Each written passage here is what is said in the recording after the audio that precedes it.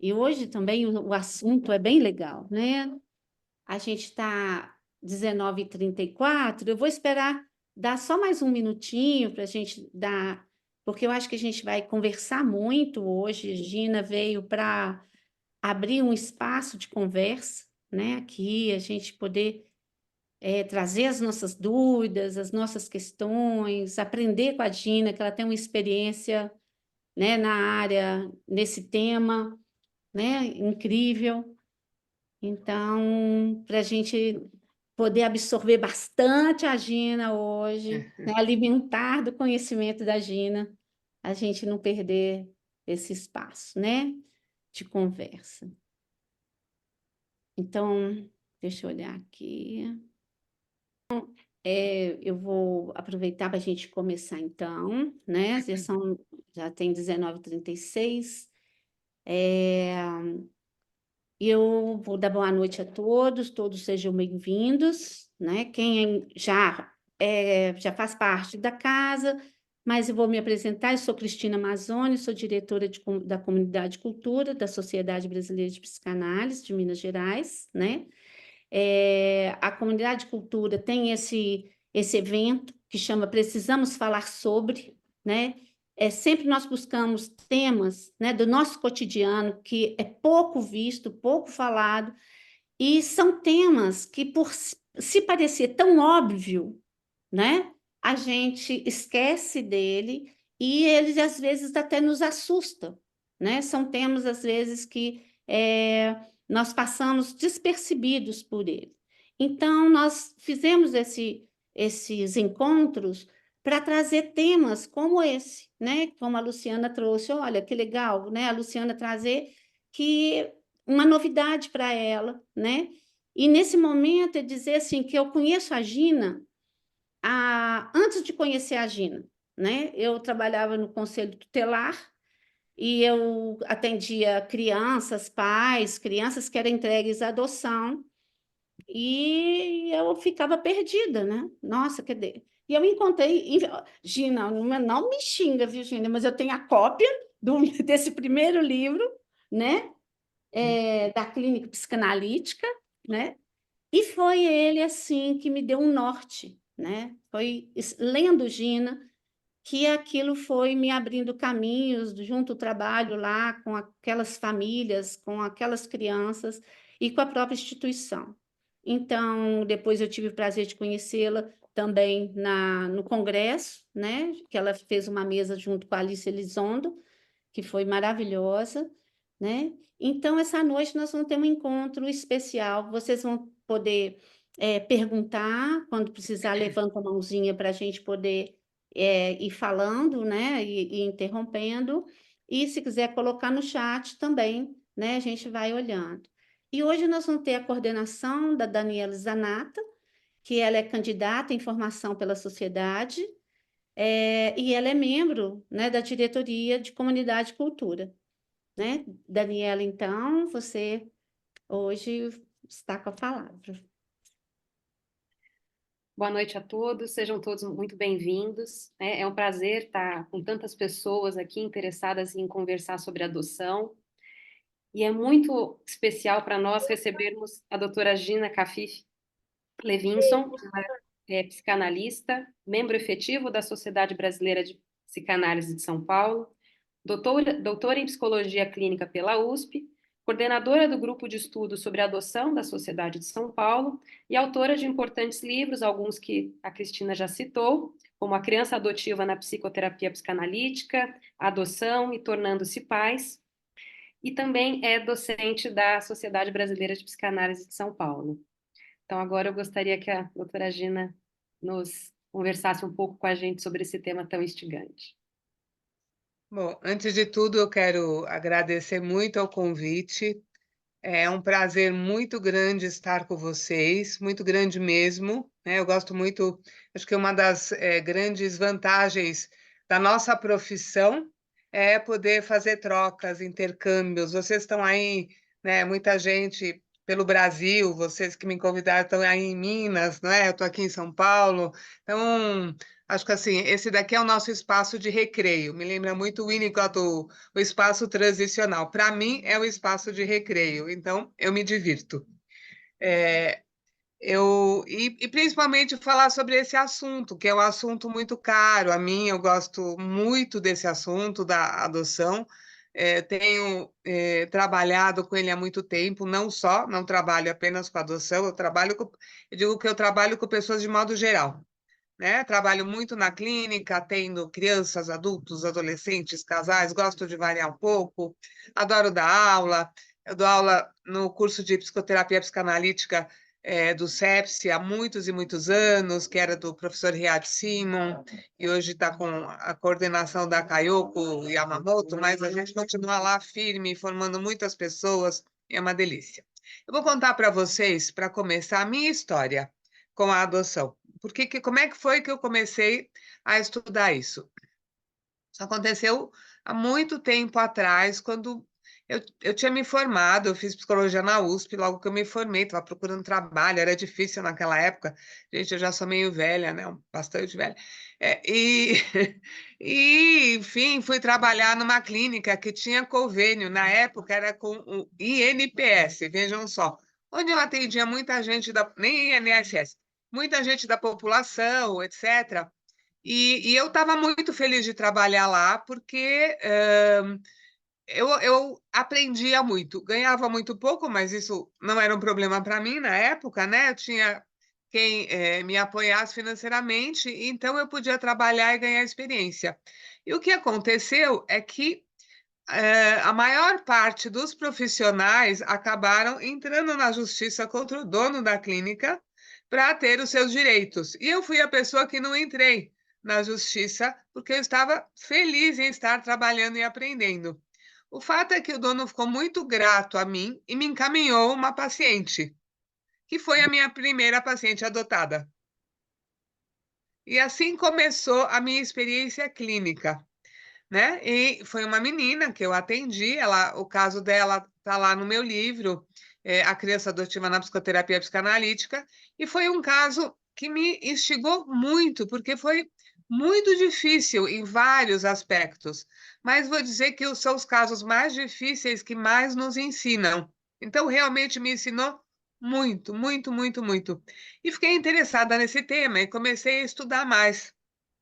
Estudei, enfim, lendo aqui, lendo ali, e naquela época tinha pouca literatura brasileira a respeito de adoção, especialmente psicanálise. Não se encontrava muito pouco, poucos autores, e isso foi algo que me chamou a atenção. Por uma coincidência, ou seja lá o que for, apareceu um outro paciente que era adotado, né? Comecei a atender, começou um pouco por acaso, depois eu mesma comecei a pedir, me interessei, queria pesquisar, já estava pensando em fazer um doutorado, né? Já tinha mestrado na época, então eu falei, olha, se vocês tiverem alguém que tem alguma coisa com adoção, pode me mandar, e foram aparecendo pessoas, pacientes, e com isso eu fui tendo mais e mais e mais experiência, e realmente eu fiz o meu doutorado a partir deste tema, numa parte específica desse tema, que era o atendimento em psicanálise na clínica, né? Isso que me interessava, porque o meu forte é a clínica. Eu sou muito mais clínica do que teórica, né? E gosto muito da clínica. E eu via que tinha várias questões que apareciam ali na clínica com esse tipo de população e que valia a pena um estudo. E na época foi o que eu desenvolvi, eu fiz a minha tese de doutorado com o professor Riad Simon, que foi meu orientador, um grande mestre, e que justamente foi o coordenador do curso onde eu dou aula até hoje. Nós já estamos entrando em 28 anos de curso, uma parte do curso na USP, hoje na Unip. E a partir daí, então, isso virou uma tese. A tese virou um livro, que é esse, A Criança Adotiva na Psicoterapia Psicanalítica, que é o primeiro. Deste livro vieram outros livros, né? Este primeiro, agora vai ser reeditado pela Blucher. Inclusive, eu vou... Então, porque ele estava esgotado, ele vai ser reeditado. E daí veio outro, veio um que é justamente a adoção da coleção psicanalítica, depois veio Tornando-se Pais, a adoção em todos os seus passos, muitos e muitos, muitos artigos, muitas coisas, muitos congressos. Eu coordeno junto com a minha querida, muito querida amiga Alice Elizondo, né, um grupo de estudos sobre parentalidade e adoção na Sociedade Brasileira de Psicanálise. É um grupo online, é um grupo inclusive aberto. Quem quiser participar pode participar. E todo mês a gente tem uma reunião e a gente se encontra, a gente discute casos ou traz alguém para falar, né? Então, e sempre nós duas estamos formando mesas em congressos e tudo isso, onde a gente até encontrou a Cristina, né? Que estava lá na mesa com a gente. Então, como eu disse, veja, me perguntaram aqui, puxa, adoção e psicanálise, né? Acho que é difícil encontrar pessoas que falem sobre adoção e psicanálise. Eu acho que hoje não está tão difícil. Eu acho que hoje tem várias pessoas escrevendo sobre adoção e psicanálise, mas antigamente não tinha. É o espaço que foi se abrindo. O que eu acho que sim, continua não tendo muito em termos da literatura é a questão da clínica. Como é a clínica da adoção, a clínica psicanalítica? Então, fala-se muito de devolução, fala-se muito de adoção tardia, ou adoção de crianças maiores, fala-se disso, daquilo outro, mas como é trabalhar no dia a dia da clínica psicanalítica, né? Esse eu acho que é um tema que ainda pode ser muito desenvolvido e muito importante. Então, eu vou começar por aí. Eu pensei em como é que eu iria conversar com vocês. Eu vou fazer uma espécie de uma compilação do que me parece que são os principais assuntos, tá? E aí, se vocês quiserem, vocês vão me interrompendo, ou depois vocês me interrompem e a gente entra mais a fundo em um ou outro tema que vocês considerem que seria interessante. Então, para começar, então eu falei sobre a clínica da adoção. Veja, na verdade, quando a gente fala de uma criança adotiva, de uma família adotiva, antes de tudo, a gente tem que ressaltar que a criança adotada, a família que adota, todo esse entorno, fala de pessoas como qualquer um. São pessoas. E a gente precisa tomar muito cuidado para não ter uma espécie de um preconceito, um estereótipo. Ah, essa pessoa é diferente porque ela é adotada. Olha, sabe, essa família é adotada. A gente vê muito isso. Ou mesmo quando você está estudando o trabalho clínico, quando alguém leva a sessão e fala, agora você vai falar de adoção, né? Mas às vezes, quando você está trabalhando com alguém, o principal assunto naquele dia não é a adoção. É um assunto humano normal. Então, eu acho que a gente precisa tomar cuidado, porque a história de adoção é uma história de parentalidade, é uma história de filiação. E dentro disso, é uma história de parentalidade e de filiação como qualquer história, são pais e são filhos. Ao mesmo tempo, a gente não pode negar que tem algumas características que são próprias desse universo. E conhecê-las, eu acho que ajuda bastante. Porque quando a gente conhece, a gente sabe como lidar. A gente tem uma espécie de um dicionário. É lógico que esse dicionário não é fechado, é um dicionário aberto, mas ele me dá possibilidades de poder entender melhor o que vai se passando. Então, conhecer, estudar, discutir, como nós estamos fazendo aqui, eu acho que é muito, muito, muito útil, de todas as formas, seja teoricamente, seja nos cursos, nas supervisões, nas discussões, o que for. Então, para começar, vamos pensar na palavra adotar, né? Quer dizer, a palavra adotar veio do adoptare, do latim, que significa cuidar, que significa considerar, escolher, né? Criar. E a gente sabe que, para a criança, a adoção ela é uma forma de ter uma família, quando ela não pode ser criada pela família que a gerou. Então, a adoção para a criança fala de uma necessidade fundamental, que é a família. E essa é uma necessidade fundamental. É, famílias existem de todos os tipos. O próprio abrigo, onde uma criança passou talvez toda a sua infância por algum motivo, adolescência, ele pode ser considerado uma família, dependendo das condições, né? Então, esse entorno que cuida e com o qual a criança se identifica, ele é essencial, essencial. E quando ele não existe, ele deixa buracos imensos. Agora, para os pais também, é algo que, vamos dizer assim, tem uma importância muito grande, porque dá a possibilidade para pessoas criarem filhos quando não podem tê-los, por limitações biológicas ou quando eles escolhem cuidar de crianças com quem eles não têm uma ligação biológica.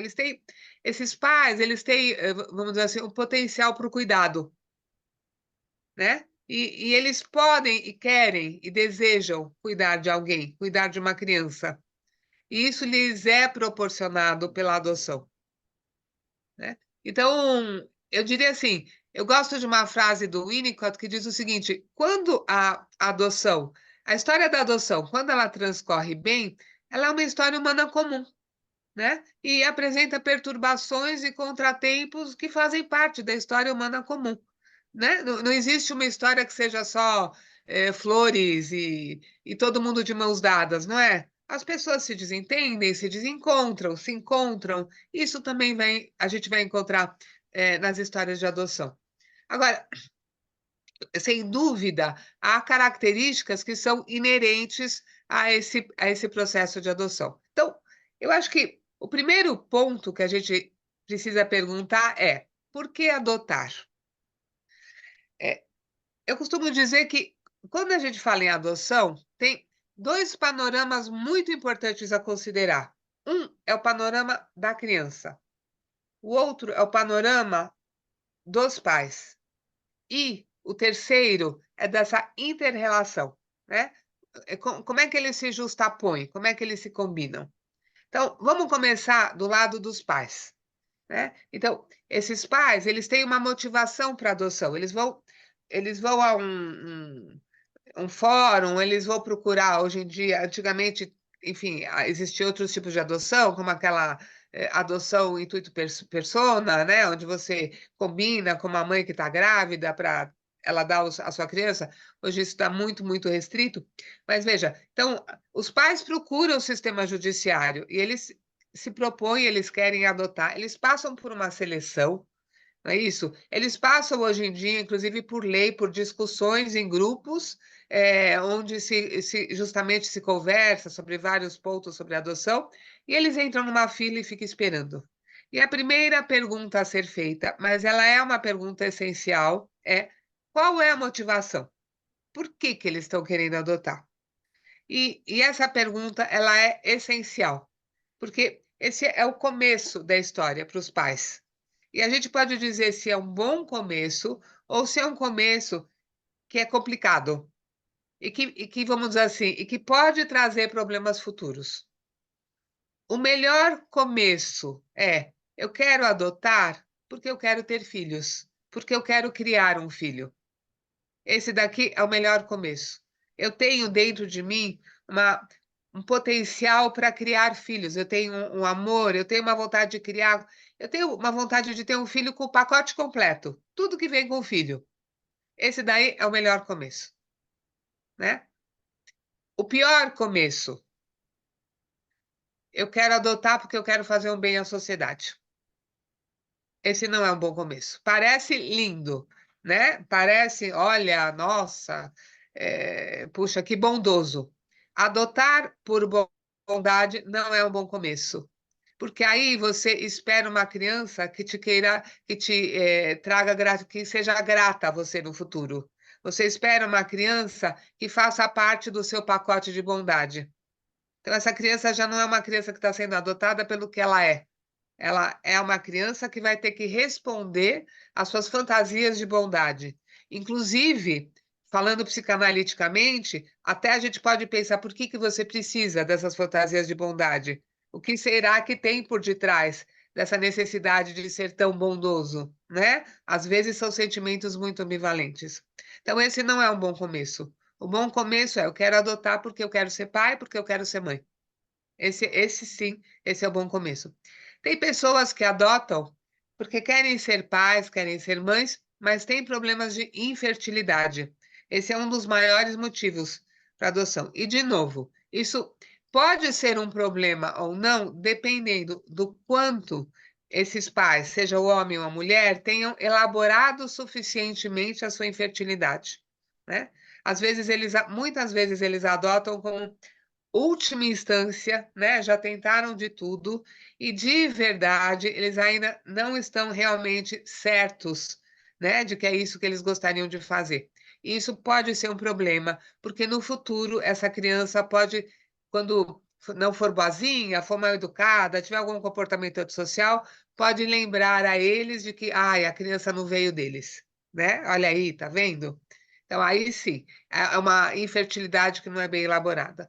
Mas, muitas vezes, existe um processo todo e essa infertilidade é elaborada, né? E eu já acompanhei vários casos onde isso foi uma coisa tranquila e não trouxe problemas, e a família que foi formada foi uma família bastante inclusiva, tanto para a criança quanto os pais. Então, isso vai depender de cada caso. Mas se o profissional que está lidando com esse início da adoção tem, claro, todos esses parâmetros, pode auxiliar essas pessoas, indicar atendimento, indicar mais discussões em grupo, dar um tempo maior para essas pessoas se prepararem, né? Isso é muito importante, porque eu acho que o desejo e a motivação para a adoção precisa de uma maturação, sabe? É como uma maçã que ainda não está amadurecida, e se a gente comer tá meio azeda, mas ela vai amadurecendo e depois ela fica mais docinha, né? Então,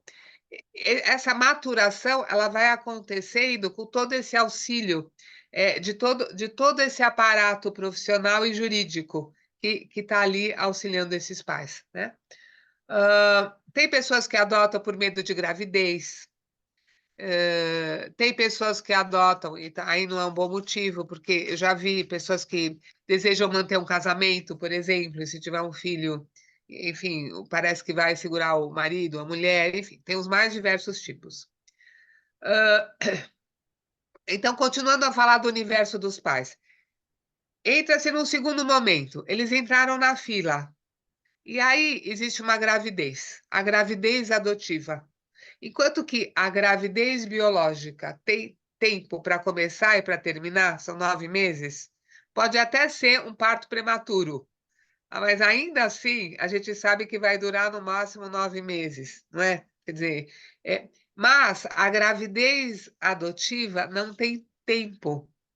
Pode vir muito rápido essa criança, ou um conjunto de irmãos, ou pode demorar anos e anos e anos na fila, não é? O pai, ou a mãe, ou o casal adotante já deixou para lá, já se desestimulou, e de repente vem. Antigamente tocava o telefone, hoje vem a mensagem e diz: seu filho chegou, né? Seu filho está aí.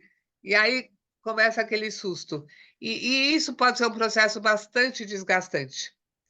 E aí a gente entra numa questão que eu também acho muito importante, que é o seguinte: essa gravidez adotiva, ela vai durar mais ou menos, dependendo das condições que se coloca do quanto esses pais adotantes requerem dessa criança. A idade, a raça, né? Se vem com irmãos, se não vem com irmãos, se tem algum tipo de deficiência, algum tipo de problema e assim por diante. Eh, se, fu- tá- eh, lógico, quanto mais velha a criança, ou se ela vier com um grupo de irmãos, ou se ela tiver deficiência, ou etc., vai ser mais difícil de ela ser adotada. Então, por isso, quando alguém se propõe a adotar crianças nessas condições, eles vão receber as crianças mais rapidamente. E às vezes existe uma pressão por parte de profissionais ou das pessoas em torno para que os requerentes eles abaixem as suas expectativas e eles aceitem crianças em condições que de verdade eles não têm condições de absorver. E eles fazem isso por causa do tempo de espera. E isso daqui também é algo com que eu acho que tem que se tomar muito cuidado. Muito cuidado. Porque eu acho que deve haver um respeito às limitações dos pais, daquelas pessoas, dos pretendentes à adoção.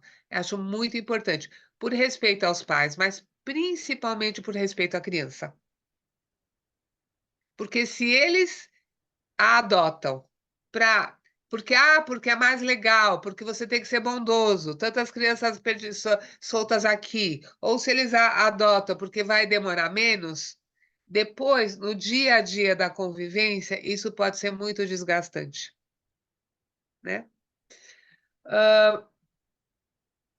Outra coisa importante, o que que acontece? Numa gravidez, vamos dizer assim, biológica, a gente vai falar que existe um processo de preocupação materna primária, como dizia o Winnicott, que é toda aquela preparação da mãe com o seu bebê, não é? A barriga vai crescendo, a mãe, o pai, principalmente a mãe, não pensa em outra coisa, não é? Ela fica até sendo chata. Você senta do lado, ela só fala disso, da roupinha, da mamadeira que ela comprou, do enxovalzinho, e depois que nasce o bebê, a mesma coisa. E o Winnicott diz: isso daqui é uma coisa natural, biológica até, psicológica e biológica, e prepara a mãe para receber esse bebê, o bebê precisa disso. Agora nós estamos falando de pais que estão numa fila por não sei quanto tempo. A gente está falando de crianças que às vezes chegam para adoção com 10, 12 anos, né? Num outro momento. Como é que fica toda essa questão da preocupação materna primária, entende? Quer dizer, dessa preparação. A gente vê que tem vários pontos aqui que representam, vamos dizer assim, eu diria assim, desafios de adaptação, entende? Não são coisas que impossibilitam de forma alguma o processo, mas são coisas que precisam ser superadas, precisam ser compreendidas. É como você andar por um caminho e tem aqui, sei lá, um desviozinho que você fala, ah, esse aqui eu pulo aqui, esse aqui eu dou a voltinha aqui, esse eu ponho uma pontezinha aqui, né?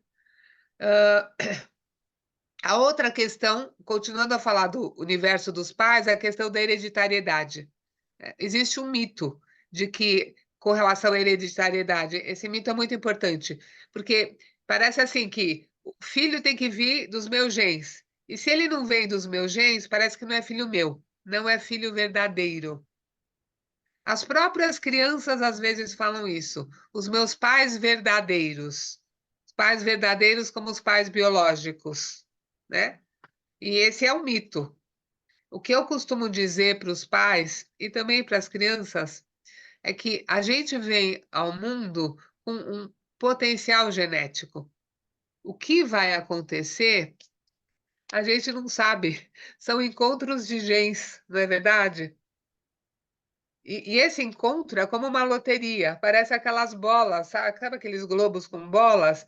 Qual é a bola que vai sair? Não sei, a gente não sabe qual é a combinação. E eu digo que é um potencial porque existe um ambiente, e é este ambiente que de verdade, né, vai proporcionar um caminho ou outro para esse desenvolvimento dos potenciais.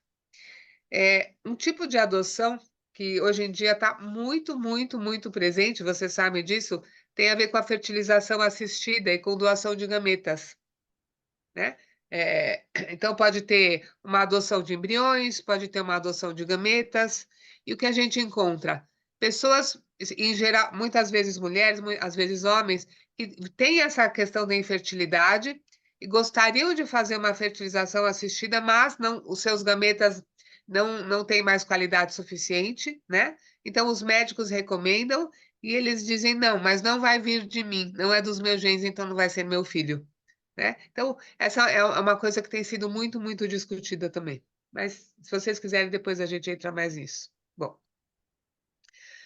agora vamos falar da criança, tá? Eu dei uma olhada geral nos pais, vou falar do universo da criança. Quem é a criança que está sendo adotada? Veja, é uma criança que passou por um trauma. Necessariamente passou por um trauma. Esse trauma aconteceu com uma separação em relação aos pais genéticos. Como é que foi essa separação? Como é que foi esse trauma? Isso vai depender das condições que aconteceu, né? Então, ela pode ter sido separada ao nascer, ela pode ter sido separada mais tarde, pode ter acontecido um acidente, pode ter sofrido maus tratos, ter sido retirada da família biológica, tudo pode ter acontecido. Então, mas certamente houve um trauma.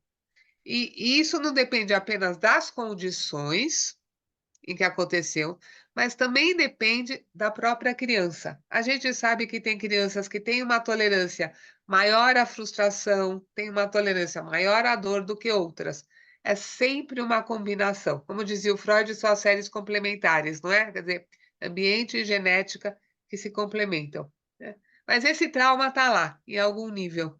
E ele pode se manifestar, às vezes, como uma pequena cicatriz, uma coisa indelével, ou ele pode se manifestar como um buraco imenso, né? Isso que vai trazer muita dor, muito sofrimento, muita perturbação. E, e essa vai ser a história, e vamos dizer assim, e desta criança que chega para este casal, ou para, não necessariamente um casal, pode ser adotado por pessoas solteiras, né? Então, essa criança, ela chega por esse caminho diferente. E é uma criança que ela também começa, vamos dizer assim, essa história nessa família tendo, vamos dizer assim, se ela foi adotada por um casal, ela vai ter dois casais de pais. Vai ter o casal biológico e vai ter o casal adotivo. Ou vai ter sempre um casal biológico, porque precisou de um homem, dos genes de um homem e de uma mulher para ela se formar, e vai ter, pelo menos, se ela foi adotada por uma pessoa só, vai ter uma mãe ou um pai adotivo, ou vai ter um casal adotivo. Então, vejam que essa dinâmica, ela aumenta. Uma coisa que é muito curiosa é que, na maior parte das vezes, quando a gente conversa com as crianças, ou mesmo os adolescentes, eles se referem à mãe biológica. É muito difícil falarem do pai biológico. É muito interessante isso. Às vezes falam, mas é difícil. Em geral, a questão maior é com a mãe da barriga. E a questão da barriga também é uma coisa muito interessante, porque ter estado na barriga de uma mulher configura uma ligação tão íntima, né, que essa ligação é inesquecível. E aí a gente volta para as fertilizações assistidas de doação de gameta, onde se coloca na barriga um embrião que é de pessoas diferentes, mas está na barriga daquela que será a mãe que cria. Então a coisa bagunçou aí, né? Bom, outra coisa, então, o que acontece com essa criança? Essa criança vai chegar para essa família. E para isso, veja, vai ter uma adaptação, um esforço de adaptação. Se ela chegou bebê, vamos dizer assim, de certa forma a gente poderia dizer que foi uma sorte, porque ela vai poder, desde muito pequenininha, ter toda essa criação muito cuidada, o que não acontece em geral, né, com essas crianças que acabam sendo adotadas, porque elas vivem muitas vezes em condições precárias. Mas ela, na maior parte das vezes, hoje em dia, as crianças chegam mais velhas, né? E tem uma história anterior. E passaram por abrigos, e às vezes passaram por vários lugares. Tem algumas que têm dramas na sua vida, como ter sido, vamos dizer assim, ter sido devolvida, né? Nessa fase da convivência, às vezes por uma, por outra família. Então, o entrar numa família exige uma adaptação. A criança vem com o seu background, vem com a sua vivência e agora ela vem para um novo mundo. Eu tenho uma amiga francesa que se chama Ombli Ozu-Tefen, que também é especialista em adoção e ela escreve muitos, ela é psicanalista da sociedade lá de Paris, e ela tem um livro que não é traduzido, mas ela fala sobre adoção tardia de um nascimento a outro. Esse é o título do livro, porque ela fala que quando essa criança entra numa nova família, ela está nascendo de novo. E ela, inclusive, vai falar de como é que é esse processo, né, de adaptação, vamos dizer assim, de encontro, de testes, né? Enfim, isso a gente pode falar, vou falar daqui um pouquinho sobre essa questão na criança mais velha, ele vou falar já, porque veja, a criança que já entra numa família e já tem essa história, ela vai testar o ambiente para saber se esse ambiente de fato, não é, a deseja, se esse ambiente de fato tem condições de poder dar conta da sua impulsividade. Muitas vezes ela vem com fantasias de que ela destruiu os pais biológicos, de que ela foi responsável por situações de abandono, e ela reedita isso, né, na relação com os pais adotivos. Eu gosto muito de uma frase do Winnicott também, que ele diz o seguinte, que a criança que passou por uma situação de privação ambiental importante é uma criança cujos pais adotivos vão precisar ser mais do que simplesmente pais.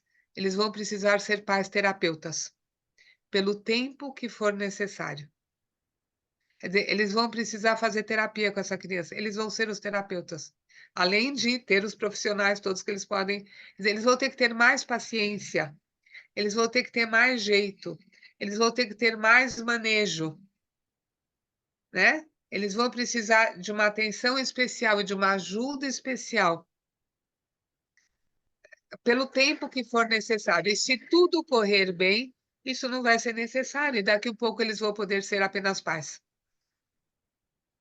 E eu acho tão importante avisar isso às pessoas que estão adotando, porque muitas pessoas têm uma visão muito idealizada do que é a adoção e imaginam que só o amor basta. E só o amor não basta. Para criar uma criança qualquer, a gente precisa de amor, precisa de limites, precisa de muita paciência, precisa ter a capacidade de se reavaliar, precisa ter plasticidade, precisa ter a capacidade de ter jogo de cintura, né? De poder entrar em contato com a sua própria história. Agora, imagine se a criança vem com todos esses traumas.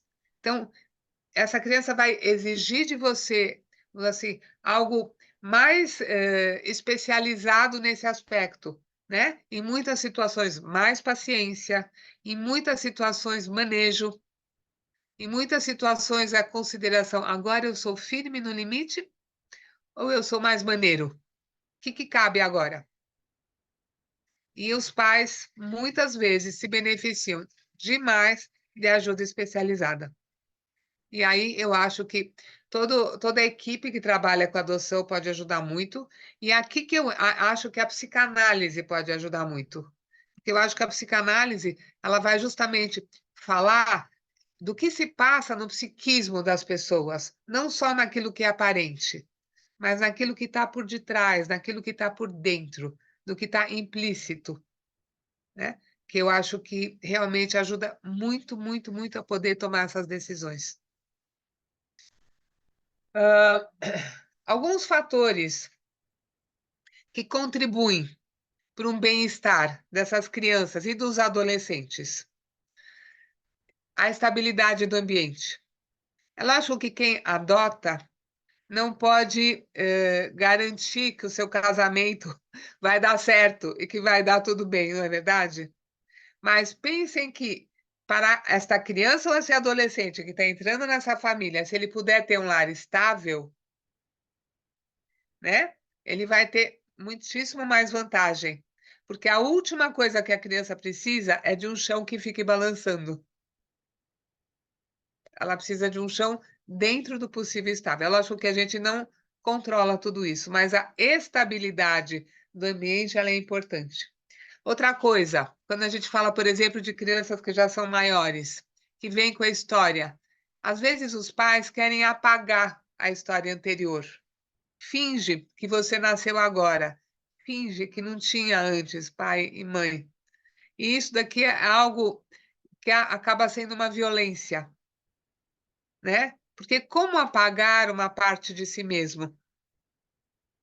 Pelo contrário, né? Com muita paciência e com dor, porque não é fácil para pais adotivos falarem dos pais biológicos. Não é fácil. Porque sentem ciúmes, porque se sentem ameaçados, porque gostariam muito que aquela história tivesse começado no marco zero com eles, que não tivesse mais ninguém entre eles. Não é fácil. Mas quando eles têm essa capacidade, essa possibilidade interna de aceitar essa criança com a sua história, de não tentar apagar, pelo contrário, eles possibilitam à criança algo que é essencial na formação dela, que é a construção de uma identidade real. E nessa construção da identidade real, existe uma história. A história eu tenho uma história anterior a vocês e eu tenho uma história que é essa nossa compartilhada. Regina, Fala. você falando, me veio aqui, não é, essa coisa de ser a verdade, né, de trazer para a criança. E eu pensei naquela, assim, dos pais adotivos que mantêm o sigilo, né? Então, eles até por questões narcísicas, né? Não pode também ali viver, né, as suas perdas, as suas impotências, e mantém um sigilo, né? E fiquei pensando nesse complicador dentro disso que você trouxe, Sim, né? isso é muito importante que você está trazendo, porque contar para a criança, não é? O sigilo, contar para a criança sobre a adoção. Quer dizer, veja, a criança é essencial contar para a criança. É essencial, porque isso é uma parte dela mesma. Veja, isso se refere à formação da identidade dela. E tem outra coisa, a criança sabe, mesmo quando não lhe contam. Ela sabe. A Melanie Klein dizia que a gente tem lembranças em sentimento. Lembranças em sentimento, né, são registros pré-verbais que ficam dentro da gente. E não são registros em palavras, mas são registros em sensações. Então, a criança, ela tem essa condição. Eu vou contar um caso que está num dos meus livros, que era o caso de há muito tempo atrás, muito mesmo, uma família me procurou e tinha adotado um menino que na época tinha acho que 5 ou 6 anos e eles o adotaram com 3 anos de idade. E quando o adotaram, esse menino não falava uma palavra. E ele tinha tido uma história muito difícil, porque a genitora dele era dessas pessoas que moradoras de rua e que andava pelas ruas com ele e talvez com outras crianças também, para lá e para cá. E ele acabou sendo retirado dela e foi para o abrigo, aí foi para uma casa de um casal que pensava em adotar, que devolveu a criança. E aí depois, e foi uma história muito conturbada, por fim acabou sendo adotado por essa família aos 3 anos, chegou com 3 anos de idade, e não falava nada. E os pais não contaram para ele que ele era adotado. Não contaram a sua história, porque acharam que como ele não falava nada, ele não sabia. E ele chegou como um bichinho muito, muito, muito assustado. Eles chegavam a mostrar para ele a maternidade onde ele teria nascido. E naquela época, eu, logicamente, quando isso acontece, hoje em dia é bem raro, eu oriento os pais e eu nem atendo a família se eles não contarem, eu ajudo os pais a contarem. Então, ia conversando com os pais, em entrevistas com eles, e na época eu fiz o psicodiagnóstico com o menino. E foi muito interessante, porque eu apliquei nele as pranchas do CAT, quem conhece o CAT, né? Onde você mostra figuras, várias figuras, e você vai pedindo para a criança contar a história. E o título de todas as histórias era Os Patinhos que Não Tinham Casa, Os Ursos que Mudavam de Casa em Casa. Todas, 10 pranchas, todas elas tinham esse título. E na época, quando conversando com os pais, eu disse: Vocês pensam que ele não sabe? Olha aí o título das histórias. Né? Então, eu estou te contando isso porque, sim, a criança, em algum nível, ela sabe. E pior ainda é você não confirmar alguma coisa que está lá, mas que não tem palavras. Né? A questão da formação da identidade da criança, de qualquer pessoa, é algo central. Agora, imagine quando você tem uma história onde tem um pedaço da tua vida que é um pedaço enigmático, que é um pedaço que pode, vamos dizer assim, onde podem caber muitas coisas. Tem aquilo que o Freud chama de romance familiar. Romance familiar é a fantasia que as pessoas às vezes fazem de serem adotadas, não é? Ele diz em algum momento, né? Às vezes as crianças brincam, você é adotado, assim, uma pessoa cisma que é adotado, mas não é. E existe o romance familiar da criança adotada, porque ela imagina, eu acho que meus pais biológicos, minha mãe devia ser uma princesa e eu fui roubado dela, né? Ou meu pai era um, sei lá, um criminoso. E às vezes, inclusive, uma identificação dessa criança ou desse adolescente com essa suposta imagem dos genitores dentro do romance familiar. Isso tudo nesse processo de formação de identidade. Agora, os pais precisam de ajuda, eles precisam ser reassegurados. Olha, não tenham medo. Se o seu filho perguntar, vocês vão contando conforme ele for perguntando. Ah, mas e se ele quiser ver? Ele não vai mais querer saber da gente. Muito difícil o filho não querer mais saber dos pais adotivos. O que ele quer é poder conhecer sua história. E aqui a gente entra no assunto da curiosidade, porque curiosidade tem a ver com conhecimento. Como dizia o Bion, é a função K, a função para o conhecer. E se a curiosidade é bloqueada, né, a capacidade de buscar conhecimento é bloqueada.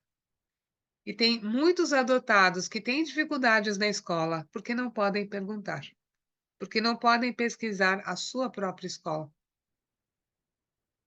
Eu me lembro de um desenho de um menino adotado que devia ter uns 12 anos de idade, e eu pedi para ele fazer o desenho da família.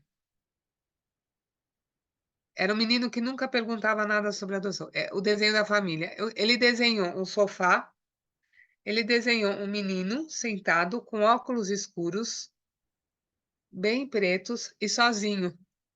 E esse era o desenho da família. Quer dizer, o desenho de uma família que não poderia ser pesquisada ou conhecida. E justamente a queixa dele eram problemas de aprendizagem na escola. E muito mais para frente, quando nós já estávamos em terapia, bem mais para frente, e eu perguntei para ele, mas você gostaria de pesquisar a sua história? E ele falou assim, ele me disse, Gina, não sei se eu gostaria. Por quê? Eu vou encontrar uma mulher pobre. E lógico que o pobre ao qual ele se referia não era só de dinheiro, né? Ele tinha muito medo de encontrar alguém tão desprovido de recursos, que ele achava que ele não conseguia dar conta disso. Então, às vezes, a gente se encontra com situações de dores que estão presentes, mas que quando a gente pode conversar, elas são desmanchadas. Vocês gostariam que eu parasse ou falasse mais um pouquinho? Para a gente conversar, fazer perguntas ou mais um pouquinho? Ô, Gina, isso Tá. você falou agora, mas sempre vai haver uma tensão, né? Sempre, né? Porque já se esse exemplo que você deu, né? Ele não quer buscar porque pode ser que encontre essa mãe desprovida de recursos. Ok. É impossível, né? Isso no caso de adoção, sempre vai ter esse mistério, né? Sempre vai ter essa curiosidade, por mais que tenha, né, um ambiente bom, né, capaz de dar conta, saudável, mas isso é da característica de uma adoção, né? Eu fiquei pensando assim, psiquicamente, na economia psíquica, né? Como é que seria isso, né? Tanto. Esse negativo, né? Fica esse gasto para sempre. Eu não sei, eu fiquei pensando nessa tensão constante. Eu acho, Luciana, que precisa ter desenvolvido uma capacidade para lidar com dor, Justamente, é isso que você falou agora que me né? deu a da dor, a É, tolerância, a capacidade né? de. Tem um artigo da Betty Joseph que se chama Em Direção à Dor Psíquica, não é? Que ela vai falando justamente dessa capacidade de sentir dor, sofrer a dor, e o quanto isso daqui está ligado à possibilidade justamente de um amadurecimento, de um conhecimento maior. Então, sem dúvida, pesquisar a sua própria história implica em você poder se permitir sentir dor, né? E Implica não para os pais também. E não pesquisar também implica em outra dor, né? Quer dizer, não tem como não ter esta dor, né? Não tem. Mas, às É. vezes, o que se encontra, e eu acho que eu sou um pouco otimista, é, mas, às vezes, o que eles encontram, apesar da dor, porque, sem dúvida, é entrar em contato com a separação, com o que poderia ter sido e não foi, ou com graças a Deus que não foi, mas, às vezes, eles encontram, por exemplo, uma família que os procurou, que se arrependeu, Uhum, que não, uhum. não esqueceu aquela criança. Tem histórias E também, né, que vão encontrar que são completamente digestivas, né? sabe, que lavam a alma. É, Então, que aquela pessoa fala assim, não, mas não é que me largou no banco da igreja, né? Foi muito difícil para ela. Ela me deixou, mas era pelo meu bem, porque ela não tinha condições e ela pensou que eu ia sofrer muito se eu ficasse com ela, e eu pude sentir isso, entende? Então, às vezes são situações que permitem grandes reparações. que era o melhor para o filho, né? Considerou tanto o filho que fez esse gesto, né, de É, adoção. porque a gente tem que pensar que essas mães que doam os seus filhos, às vezes elas são satanizadas, mas É, quantas vezes elas não doam os seus filhos, entregam os seus filhos? Doam não, eu acho que entregam é uma palavra melhor, né? Quantas vezes elas não entregam os seus filhos por amor, justamente, por pensar que eles não teriam boas condições se ficassem com elas, ou que se repetiria uma história de abandono e de uma história muito precária. é. Assim. Obrigada, Gina. O Pedro, Gina. Ah, não, está falando. é, eu gostaria de dar a palavra para o Pedro, que levantou a mão, para fazer uma pergunta. Opa, obrigado. Não, eu sou pai por adoção, né, e tive a sorte de cruzar com a Gina logo no início que a minha filha chegou. Então, fui muito bem assessorado e pude, acho que, fazer um trabalho de pai muito positivo. Mas o que eu queria trazer, Gina, quando você falou do silêncio na gravidez, que é verdade, né? E com os sentimentos que vêm, que, de certa forma, numa relação de adoção, as famílias vivem sozinhas, né? Eu participo de um grupo com Alexandre Lucchesi, de grupo pequeno, fechado, de pais e filhos adotivos, né? E a gente tem uns debates muito interessantes. E desse grupo, uma mãe de 3 adolescentes, já jovens adolescentes, sei lá, 9, 10 e 12 anos, alguma coisa assim, participa do grupo e ela, então, fez uma adoção tardia de grupo de irmãos. E, como acontece muitas vezes, na verdade, esses filhos chegaram ainda não prontos totalmente para adoção, precisava ter a destituição do pátrio poder. E para as famílias, mesmo quando não tem ainda a questão da destituição, né, você tem um período que você tem um controle aí de psicólogo, assistente social. Eu até brinco que eu tenho carteirinha que me dá o direito de ser pai, para ver se está funcionando aquela adoção até você conseguir que a guarda se transforme numa adoção legal.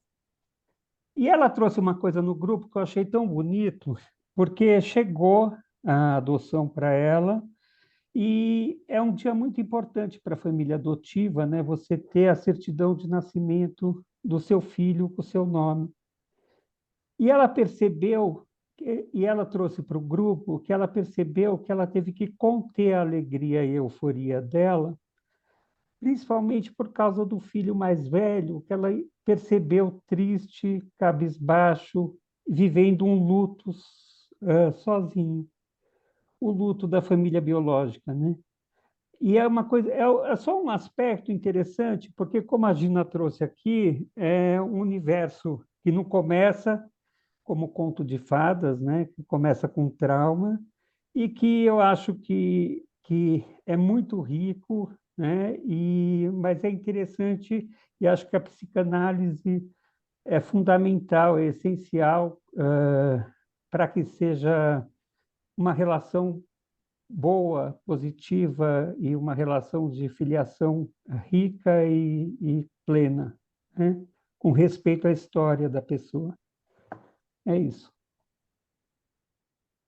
Eu acho muito importante isso que você está falando, Pedro. Eu também tive muita sorte de poder acompanhar o Pedro e a sua família, né? Realmente foi um processo que para mim também foi muito, muito, muito gratificante. É, e eu acho que você está falando dessa questão de poder não se assustar com a dor, né? Então, a dor do luto, por exemplo, quando o filho mais velho está lá elaborando.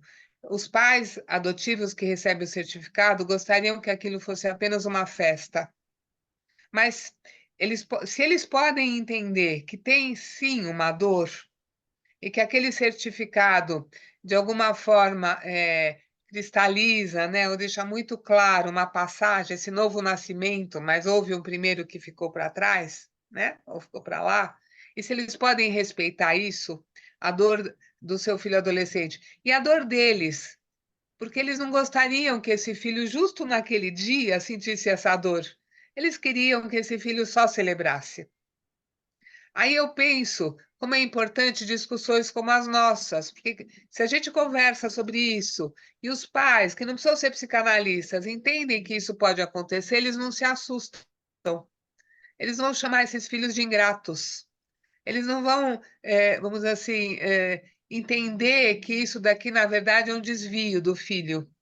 Pelo contrário, se eles já tiverem ouvido falar disso, exatamente nesses grupos de pais e tudo, eles vão poder, quem sabe, respeitar esse filho, né? E relativizar essa dor. O doutor Sérgio, que é psicanalista de data aqui da Sociedade de Minas Gerais, gostaria de falar também? Tá bom, quero. Pedir a palavra porque eu quero falar. Oi, Gina, tudo bom? Tudo, Sérgio, que prazer ter você Pois aqui. é, quanto tempo. Eu realmente queria muito te ver, né? Você é muito importante para mim. Né? Vivemos aquele momento grande lá na USP, né, de apresentação lá. Gina é uma amiga muito antiga, muito. Vocês veem que te elogiaram. Então, um amigo meu que é professor de música, ele disse que o cara toca bem quando toca como eu tomo um cafezinho. Né? Sua fala foi assim, né? Você falou como se a gente tivesse, como se estivesse tomando café, sem nenhum esforço, com maior tranquilidade, né? Com maior. Eu te acompanho há quanto tempo, de vez em quando. Então, mas a minha experiência com a adoção é a pior possível, porque foi só em hospital psiquiátrico. Né? Doentes mentais adotados, né? Muito mal adotados, né?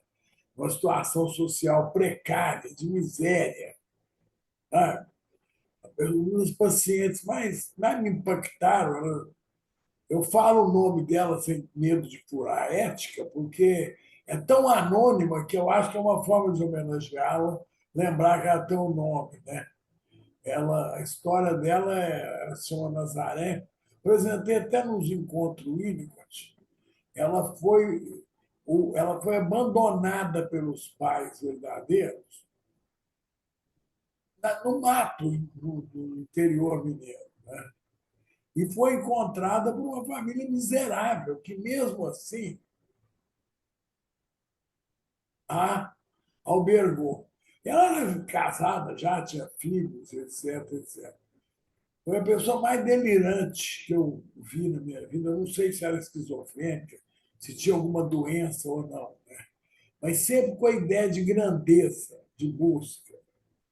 E ela dizia que ela era grata aos adotantes, porque ela não morreu de fome, apesar de ter comido muito mal, porque eles também não tinham comida. Né?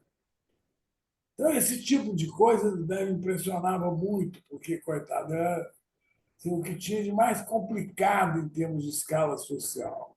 Então, mas aí eu penso nessa adoção nossa, Zona Sul, fica, né? Ou seja, que o pai realmente quer ter um filho. E aí, só para fazer propaganda nossa, o, o Winnicott é fundamental, né? Eu acho que é a única teoria que vai poder nos ajudar fundamentalmente, porque aí o ambiente é só o ambiente, né? Vamos dizer, vai ser preponderante o ambiente, né? Inclusive um ambiente mais sofisticado, de holding interno, né? De ter um encantamento comigo. A pergunta minha, isso tudo foi para dizer o seguinte: o Pedro falou, eu fiquei encantado, porque ele é encantado. Mas a pergunta básica é se com o filho adotivo a mãe consegue ter o encantamento de mãe, né? A mãe suficientemente boa, a preocupação materna primária. Se isso é possível num parto, uma coisa que sem aquele desenvolvimento da própria gravidez, né, das coisas todas, né?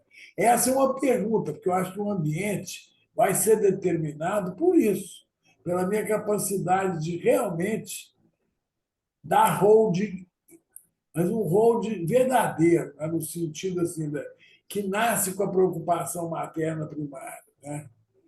As mães que eu vi, que não foram muitas, eu trabalhei muitos anos em creches, as mães adotivas me preocupavam, porque eu lembro que a gente acompanhou um caso desse negócio que a criança sabe, né?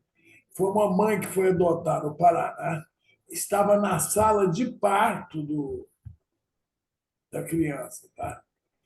A criança nasceu, foi dada para a mãe adotiva, entregue. E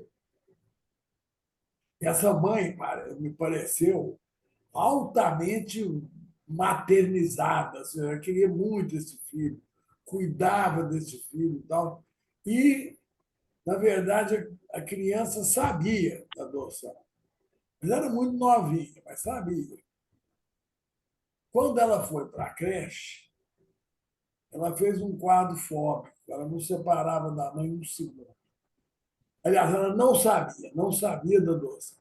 Não perdi o sentido que eu estou falando, né? E eles achavam que ia poder alimentar isso, porque.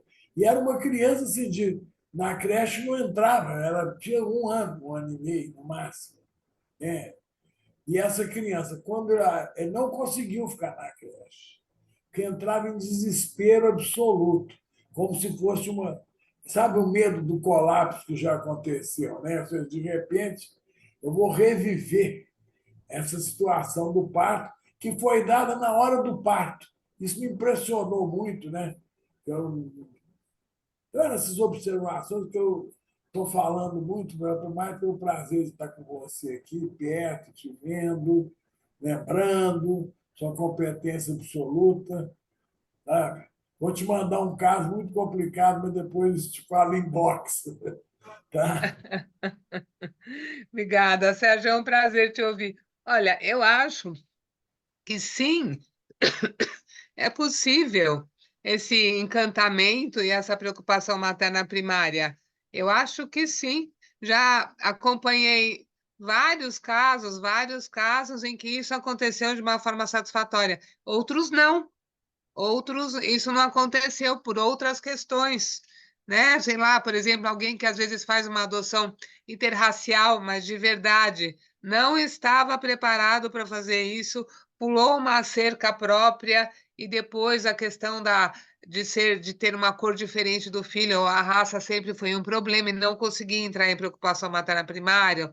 Eu já vi casos onde isso não era possível, mas já ouvi casos sim.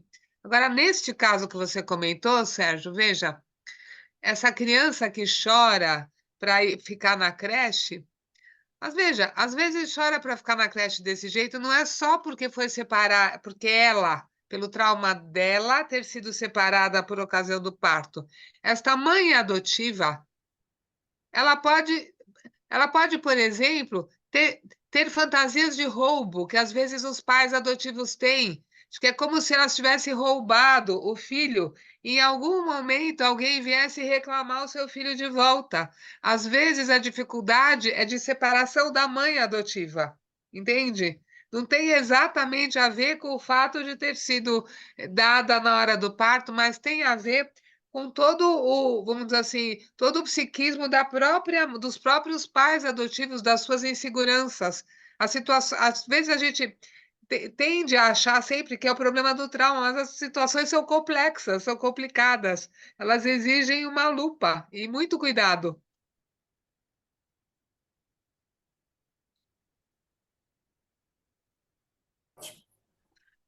Essa moça era muito ciosa assim, do Então, papel de mãe dela. É possível, né? Eu não consigo, não cheguei a falar com ela nesse nível assim de profundidade, mas ela era exatamente. uma mãe assim, preocupadíssima em desempenhar bem o papel de uma mãe. Isso eu lembro com perfeição, né? Exatamente. Nesse meu primeiro livro que eu fiz, que era a minha tese de doutorado, Eu tenho sobre o atendimento. dedicado, esse livro seu tem dedicado. Então, um dos itens que eu coloco lá é justamente a questão da angústia de separação, né? E como é a angústia de separação para a criança adotada? Então, sem dúvida, a gente pode pensar de um lado, tem toda a questão dos traumas que a criança sofreu e do medo de ser abandonada novamente, que muitas vezes estão presentes. Então, às vezes é comum ter crianças que, num primeiro momento, entram em algum lugar e acham estranho, ficam agarrados aos pais, têm uma certa dificuldade de se separar por tudo isso. Mas a angústia de separação não é só da criança, é dos pais adotivos também. Eles também, muitas vezes, têm dificuldade de se separar da criança, porque a questão do pertencimento é uma questão central na adoção. Eu pertenço a você e você pertence a mim. E muitas vezes o fato de não ter um laço biológico ou ter uma história da qual que eles não compartilham traz inseguranças, traz dúvidas não racionais quanto à questão do pertencimento. Pela lei, está tudo certo. Do momento que aconteceu a adoção, essa adoção não pode mais ser rompida. Mas no psiquismo das pessoas, parece que pode a qualquer momento. Vêm os genitores reclamar aquela criança. A criança tem medo tem o bom adotado, aquele que acha que precisa ser, entre aspas, bonzinho, porque se não for bonzinho, e aí ele se esvazia, ele vai ser largado de novo, né? Então, são situações bastante complexas. Cristina, tem uma pergunta aqui no chat da Rosa Jimenez, que também trabalha no setor de serviço de acolhimento em família acolhedora. E ela pede para você falar um pouco mais sobre os impactos dos desligamentos das crianças quando acontece na primeira infância.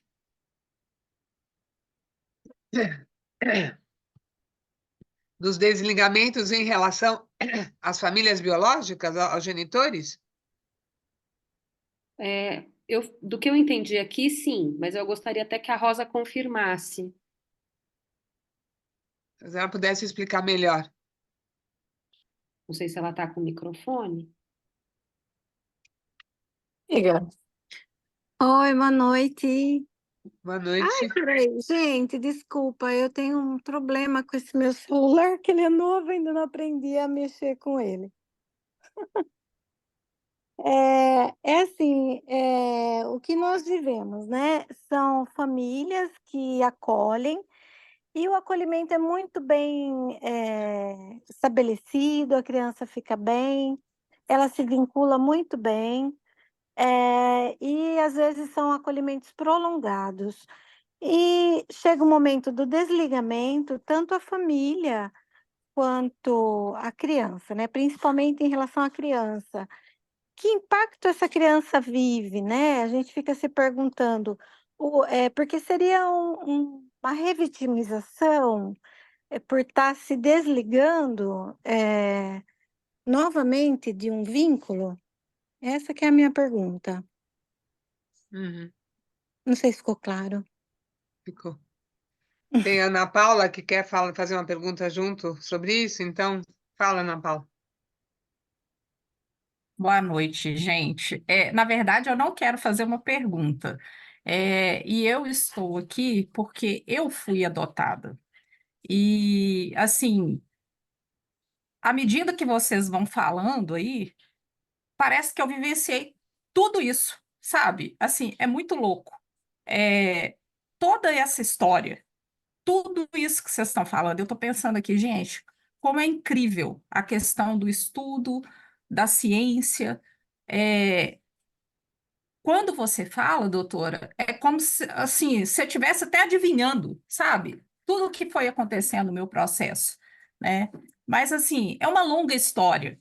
E eu tenho muita coisa que ilustra exatamente isso, que confirma exatamente as suas falas, né? Sobre dores, sobre lacunas, sobre a criança já sabe, sobre a questão do esconder, é, sobre ser rejeitado novamente, sobre os pais que se arrependem e voltam atrás.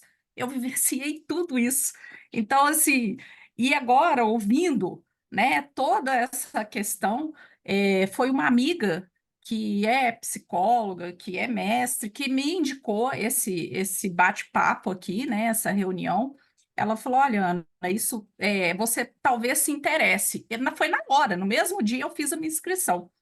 E eu estou vivendo justamente um momento em que eu descobri toda a família biológica, né? Descobri a mãe, os meios irmãos por parte de mãe, o pai e os meios irmãos por parte de pai, e eu vivenciei o acolhimento de um lado, a rejeição do outro. Então, assim, eu estou no meio desse turbilhão e estou vivenciando isso agora, né?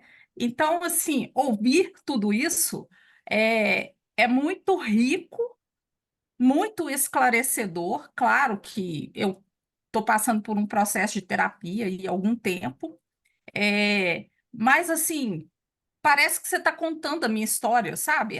É muito maluco isso.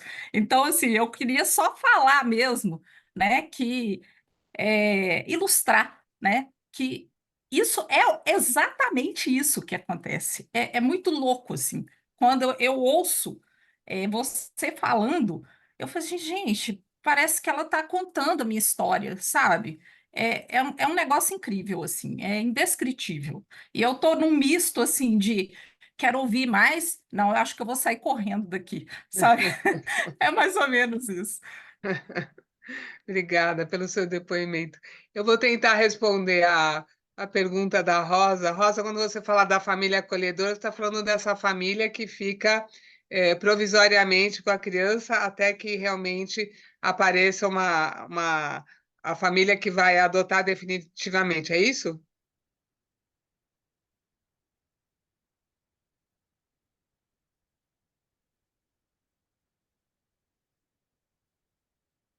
Aí, uma hora ele chega assim, ajeitado. Rosa? Ela não tá- Oi, desculpa, é isso mesmo. Tá bom.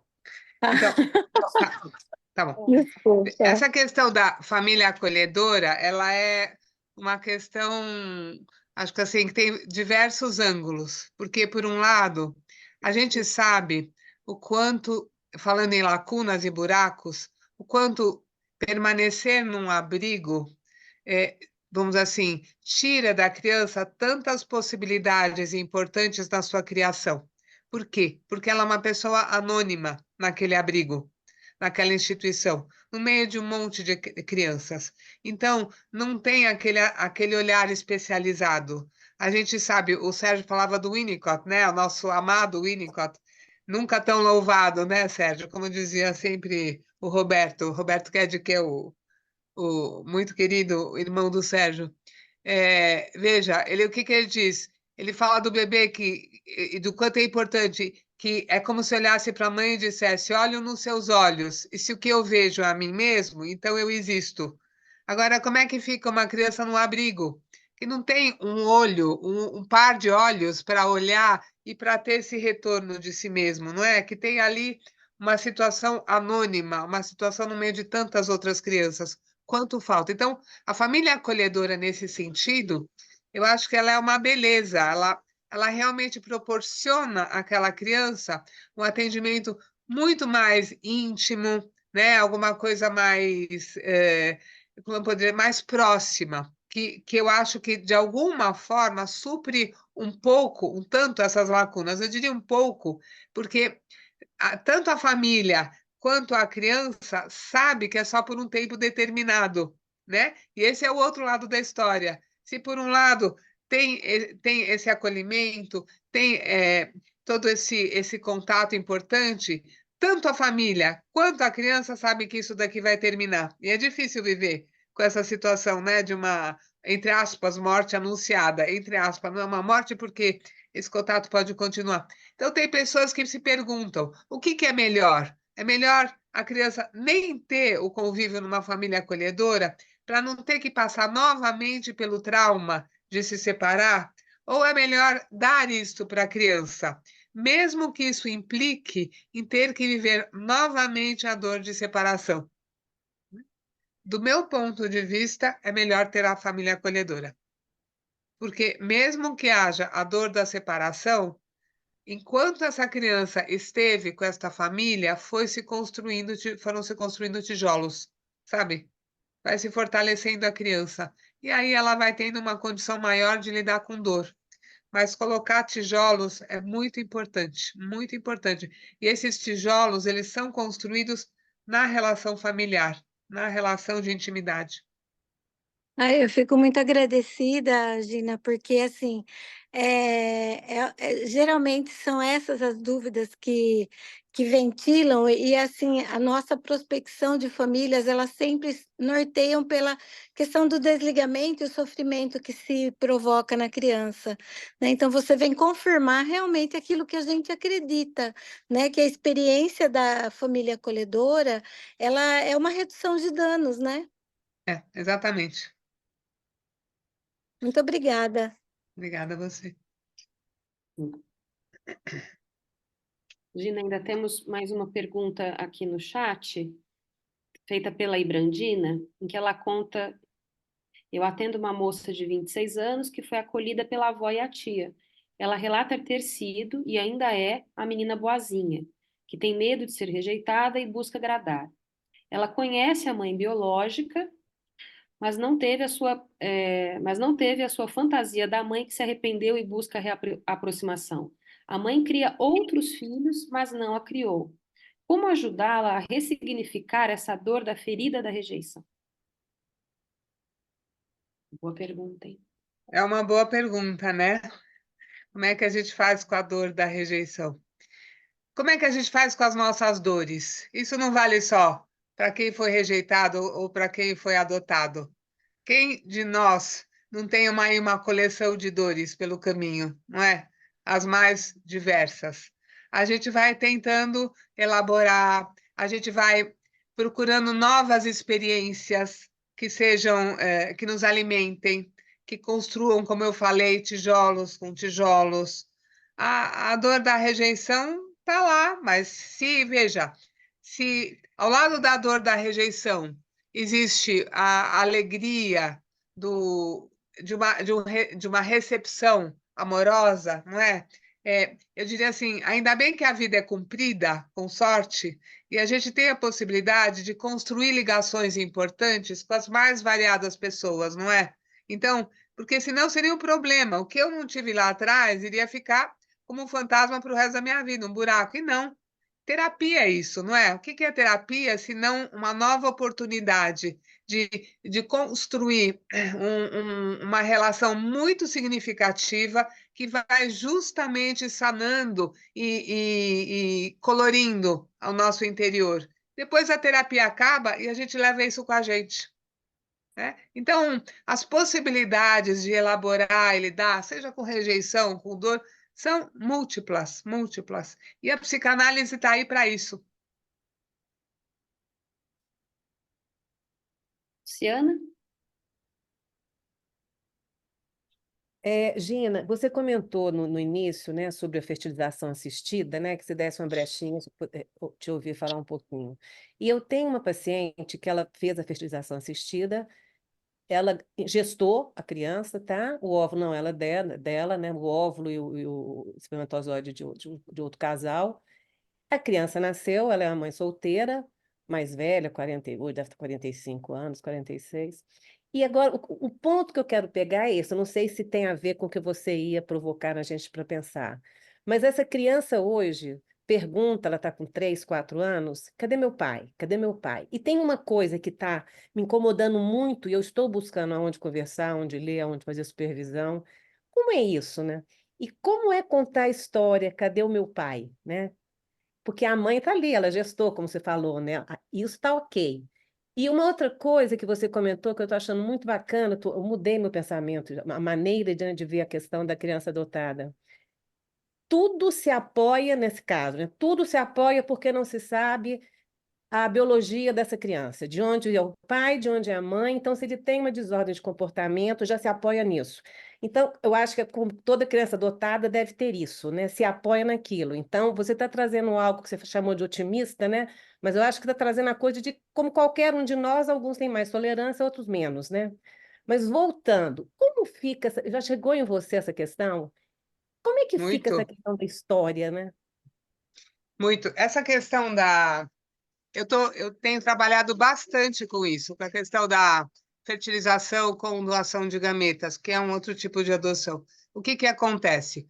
Hoje, as mulheres demoram muito mais para engravidar, porque vão cuidar da sua profissão, se casam mais tarde, né? Só que elas se esquecem de que a biologia traz um limite. E quando elas começam a tentar engravidar, elas não conseguem mais. Elas acham que às vezes são problemas de infertilidade dos homens, mas tem sido muito, muito comum com mulheres. E aí começa a saga, porque aí vão ao médico, ao fertileuta, começa a fazer tratamentos, fazem as FIVs, as fertilizações, e a coisa não dá certo. Em algum momento, o médico fala: olha, os seus óvulos já não têm mais qualidade, seria importante você ter uma doação de gameta.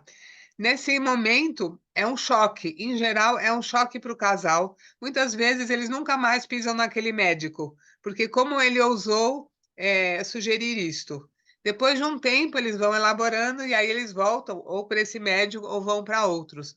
E até que possam, e se realmente eles querem ter um filho e a mulher quer gestar o seu filho, e o homem quer que a mulher geste o seu filho, e às vezes é o espermatozoide dele, às vezes não é. Então, eles fazem isso, mas é preciso uma preparação, realmente é preciso uma preparação, inclusive para se conversar se é meu, se não é meu, se está na minha barriga ou não. Aí entra essa questão do conto ou não conto, e como é que eu conto? Justamente. Porque a história se complicou. A história é mais complicada ainda quando são, por exemplo, filhos de gays. Por exemplo, um casal de homens É. que precisou de um útero não só de uma doadora de óvulo, mas também de um útero de substituição. E como é que você fala isso para a criança? Eu tenho lidado bastante com isso. Então, a história da sementinha, eu tenho alguns artigos sobre isso. A história da sementinha se complicou. Não é mais papai e mamãe namoraram É. e disso nasceu um bebê. Agora tem um médico, tem um laboratório, né? Tem uma história, mas a história, no fundo, continua sendo: existia um papai, uma mamãe, ou dois papais, ou seja lá o que for, que queriam muito ter um filho. Mas as sementinhas que eram as deles, não estavam permitindo com que eles tivessem. Então, um outro moço, ou uma outra moça, uma outra pessoa que tinha sementinhas, não é? Pôde proporcionar essas sementinhas para eles. Falou: olha, eu tenho muita sementinha, eu posso dar uma sementinha para vocês terem seu filho. E aí se juntaram as sementinhas. E aí, por exemplo, se é um útero de substituição. E aí, uma outra moça falou: eu empresto a minha barriga. Pode colocar aqui, porque o filho de vocês vai nascer aqui dentro da minha barriga, né? E essa é a história. Muito Uma bom, vez, e é uma história verdadeira, e é e é a verdadeira. história verdadeira. E se essas pessoas são, por isso que precisam da nossa orientação, se elas são instruídas a entender essa história de uma forma natural, elas vão passar para o seu filho de uma forma natural. Agora, a gente encontra preconceitos. Uma vez eu participei de uma reunião como essa, e a maioria das pessoas era médica fertileuta. E quando eu disse isso, um grupo de médicos ficou muito revoltado e falou: de jeito nenhum. Eu escolho muito bem os embriões para se parecerem com os pais. Eu não Ai, conto isso de jeito nenhum e eu acho que é um crime contar para a criança, coisa que eu não concordo, também porque é a não. mesma história do segredo. O segredo sobre a origem que é escondido, ele vira uma teia de aranha cheia de problemas futuros. Ótimo, gostei, muito bom, Gina. O nosso horário está quase acabando. Eu queria só dar a palavra para a Cristina Dias, que levantou a mão. Depois a gente vai precisar encerrar. Boa noite a todos. Eu queria parabenizar a comunidade de cultura, né, por esse encontro tão especial. E, Gina, eu não tinha tido a oportunidade de conhecer ainda, mas estou encantada, né? Eu entendo a emoção da Ana Paula, porque de fato, você trabalha com questões extremamente densas e de uma forma muito simples, simples entre aspas, né? No sentido de com muita habilidade. Então, agradeço, né, a coordenação da Daniela, a cuidadosa coordenação da Daniela, e estou saindo assim muito enriquecida desse encontro. E farei contato, em particular com você, que eu gostaria de uma orientação, né? Eu já até falei com a Cristina Mazzoni, né? E ela me passou o seu contato, então eu vou fazer. Eu sou da Sociedade de Minas, só que eu me Prazer. mudei para João Pessoa. Então hoje eu faço parte da Sociedade de Minas e da Sociedade aqui de Recife, né?